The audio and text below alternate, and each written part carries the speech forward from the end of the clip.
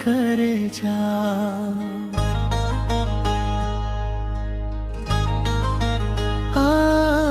हमार करे जा तू दिल के राजा, तोहरे बिना सुना लागे सारा जहां।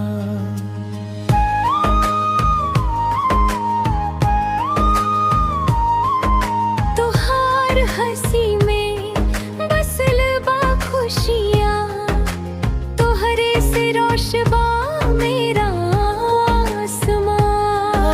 हमार करे जा पासे तू आजा, दिलवा पुकारे बस तुहरे नाम।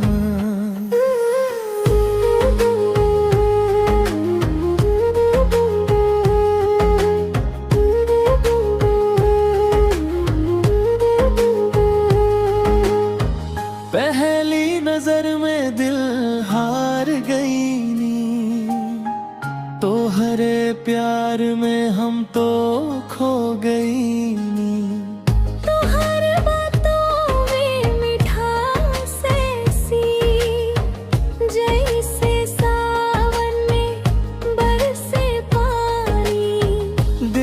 चाहे रात अंधेरा तू ही लागे सबसे प्यारा, तोहरे संग चल चाही जिंदगी के हर एक किनारा। हमार करे जा दुलवा में आजा, तोहरे बिना न लागे मनवा। तू ही खुशी हो, तू ही दुआ हो, तू ही ता सारा जहां। हमार करे जा हाथवा पकड़ ले, साथ निभाया जन्म जन्म तक।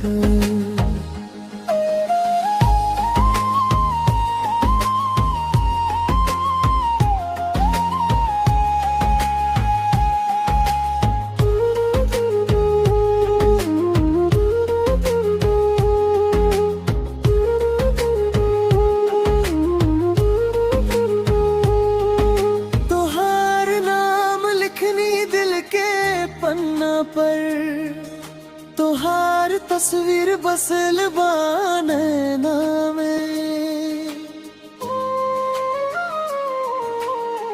दूर रहब त दिल घबराए, तू मिल जाई बता चैन आ जाए। छोटी छोटी बात में प्यार मिले, तोहरे संग हर पल